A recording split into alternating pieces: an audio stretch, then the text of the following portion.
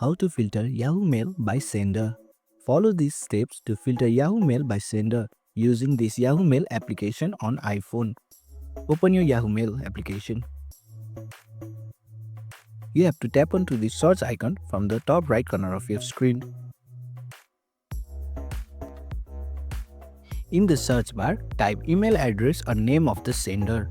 For example, if searching for emails from Google, type in Google. Then you can see the email sent by the Google. You just have to tap to the email to see the sender. The result will display all the emails sent from the selected senders. Tap on any email to open and read it.